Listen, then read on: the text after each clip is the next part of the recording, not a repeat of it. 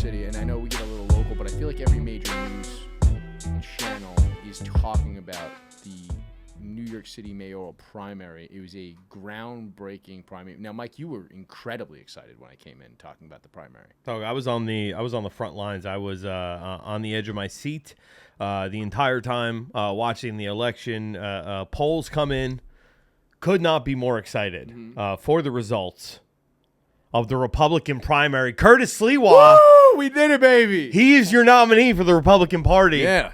I mean, when we're talking about a possible mayor on the other side of the ticket, on the blue side of the ticket, not talking about the 3 or more independents that could be jumping into the race, but 7 or 8. When you're looking at the blue side of the ticket versus the red side of the ticket, one side is saying we got to put mental health professionals in subways because, you know, that's going to help when you got deranged homeless people at late hours of the night attacking women. Yeah, what you need is deranged people that have a bunch of cats in berets on the subway. That's what Curtis Sliwa can provide.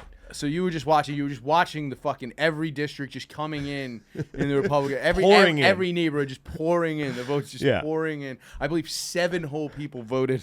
Well, actually, no one voted because he was running unopposed. Yeah. But what a crazy thing. I needed to make sure that those results were going to be certified, and they were. Well, there were other people running to. There are Republicans running for, like, judgeships. So if you are a registered Republican and went out on primary day to vote, they would have given you a ticket that had Curtis Sliwa's or write-in's name. Which is why I'm very excited. Curtis Sliwa, once again, defeated write-in and is going to be the Republican nominee for the mayor's office of New York City. Listen, he got almost a third of the vote last time against one of the least likable mayoral candidates of all time in Eric Adams. You think Eric Adams is one of the least likable mayoral? I think, dude, some of the fucking bums that were in the Democratic field this time were like, who the guy that did the commercial on the Cyclone? Like, who that guy's been run? I can't remember his name right now, despite the fact that when I saw his name, I go, this asshole's been running for mayor my whole fucking life. No one likes you. Go away. Brad Lander? No, not Brad Lander. Whitney Tilson? Nope. Scott? Maybe. He's the really... Yeah, the really Jewy guy is who I'm talking about. The really Jewy guy. Yeah, the real New York Jewy guy. Yeah. Because he's not like Israeli Jewish. That's a different type of Jewy. That's like a... No. He's like a... Jew. Look, everybody knows I have a great affection for the Jewish people. I like both of those types of people. Hey, speaking of that impression, Anxiety Attack is back. July 17th, I believe. Oh, nice.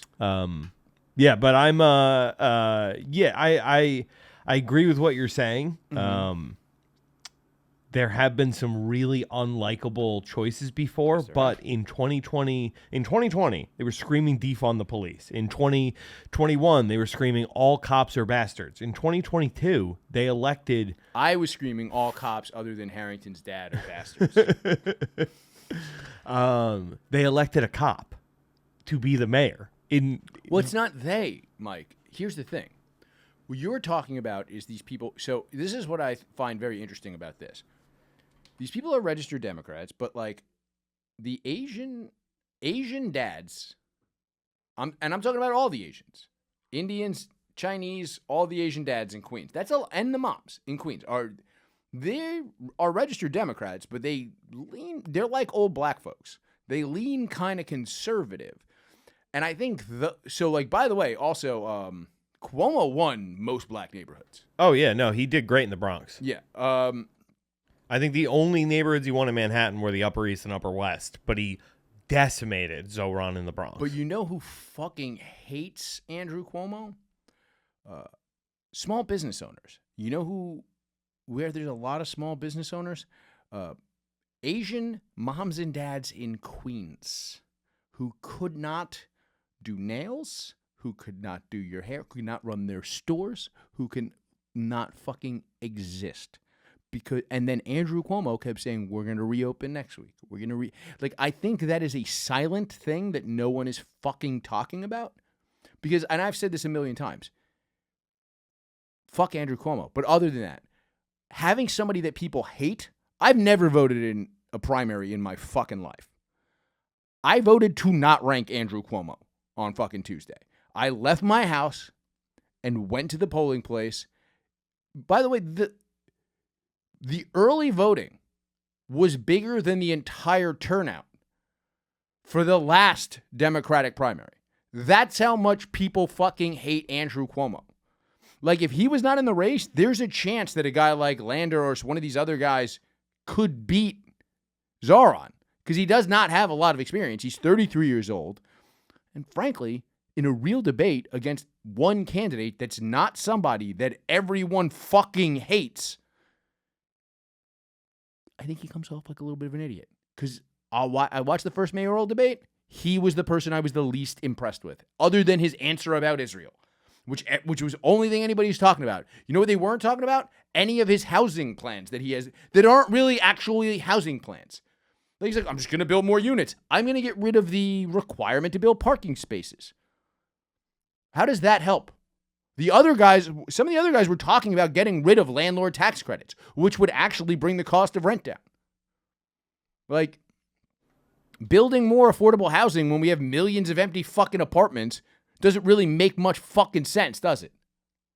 No, but it pushes native New Yorkers out of their actually rent-stabilized places that they've had for years to build quote-unquote affordable housing. Mm-hmm. It does do that. I mean, like, look, here's the thing: is like I don't think that guy really holds up to a real. Look, I think him in a real debate against a real candidate that's even a leftist, he looks like Kamala Harris trying to debate Tulsi Gabbard fucking 8 years ago. You know what I mean? Like, it's like it's just gonna look stupid. Yeah, but this whole thing was a dog and pony show. The whole reason, I genuinely do. I will say this, though. Here's how I know they ran a good campaign.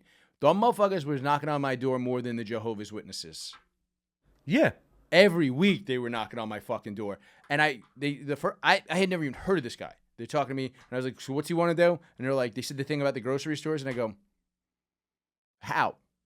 And they were like, what? I go, that's not how. Controlling the point of sale does not control the price of a thing. Why would he open and I looked at them, I was like, what happens if that neighborhood gentrifies? Just a bunch of rich people get a cheap grocery store as an amenity to their gentrified neighborhood? Are you going to close the store? What is the plan then? And they were like, what? And I was just like, I just closed the door. Because everybody's like obsessed with the grocery store thing. I want to talk about something. First of all, he's not actually going to do it. Because I looked at the numbers for the stores that Atlanta's running as grocery stores. It cost an insane amount of money to run these things. New York, it's going to be triple. There's no one of them's not opening. And also, there's no such thing as a food desert in New York City. The myth of the food desert is you can order vegetables on Amazon.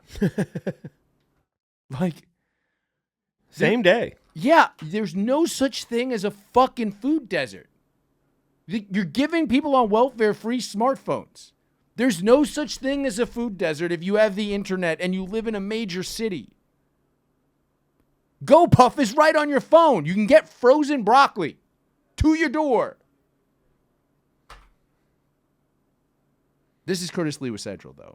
We're really supporting Curtis Lewa. We are, because I mean, look, the idea of a city-run grocery store is insane to me. No, it's a bad idea. And I think the more I was really digesting the results on Wednesday night, I will still take him over Cuomo any day. That's why I think this whole thing happened. I think they run Cuomo and say, look, dog, like you're going to get a bunch more money into your war chest. You're going to make a ton of money because X, Y, and Z, your name's going to be back out there again. We're going to put the full support of the Democratic establishment behind you. The Democratic establishment needs to take an L, so it feels like we're affecting real progress, and we can give somebody like AOC a massive win. This is a huge win for AOC. She came out, endorsed Mamdani. He topples the giant. She looks incredible because of it. Mm-hmm. You're only firing up the young, progressive wing of the Democratic Party. And what this effectively is going to do is have Zohran come in, fuck everything up for the native New Yorkers. Like I don't think he can. He can. So De Blasio, everybody gave De Blasio shit. But, like, in reality, the city didn't actually, like, COVID happened. But, like, the city didn't actually, like, just go to shit in a day. No, but, I mean, his management of COVID was god-awful. And how much of that is Cuomo's fault? I don't know. What I do know is that I watched the man dance alone with his wife in Very tone deaf, yeah. empty Times Square, and that made me hate him forever. Well, Zohran is not tone deaf.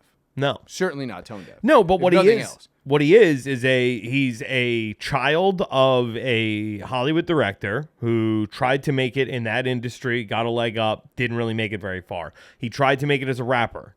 Did not get very far. This is someone who is desperate to be famous, someone who has insane connections at higher levels, who's presenting as working class. That to me... he's certainly not working class. I mean, he is from Uganda. Saying you're an immigrant from Uganda goes pretty far. No, I get that. But it's just something, and the constant code switching and accent changes that he does in different boroughs around different people. It's like...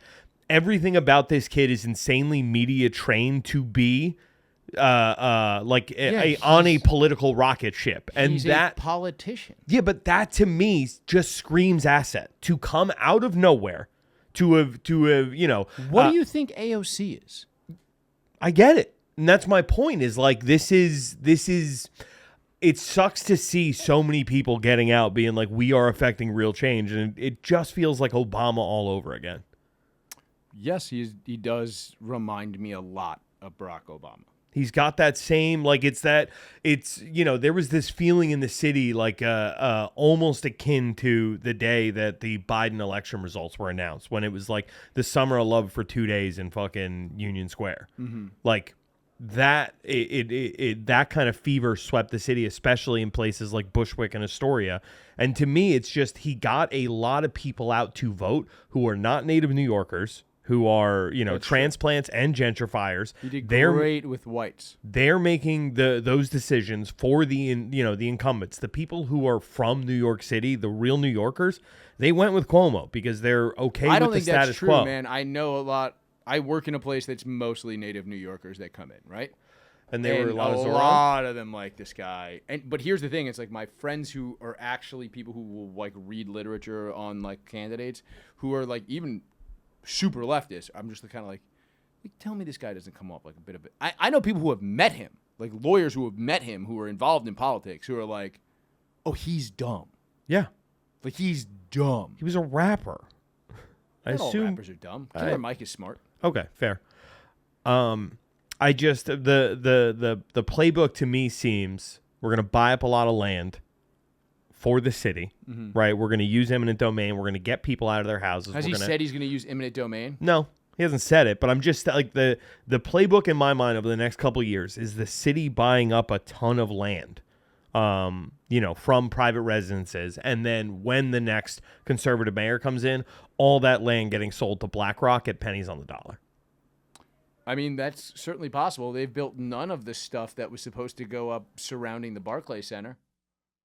There were supposed to be 4 buildings built surrounding the Barclays Center that were going to be all low-income housing but luxury buildings, and the government was going to subsidize it. It's a weird thing. In New York City, man, like, the city subsidizes most new housing developments because they get a certain amount of, like, low-income units.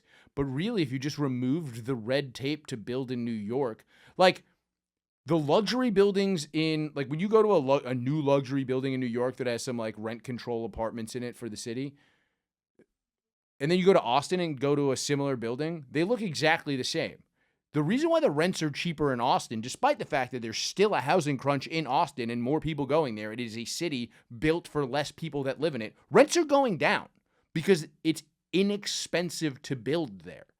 Whereas it is incredibly expensive to build here. Everybody's got to get a taste in New York. But you can't say the word deregulation in a Democratic primary in New York City.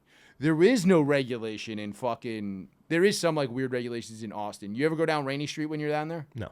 So Rainey Street is where I usually stay when I'm down there. There's all these old bars that are in these like tiny little old like houses. And it was this thing where you couldn't build a new structure. So, but they turn this into a place where you can open bars.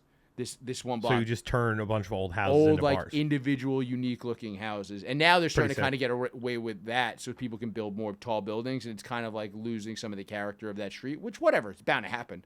But fucking Sliwa, baby. Sliwa, he's gonna bring cats around. The city's gonna look like Istanbul.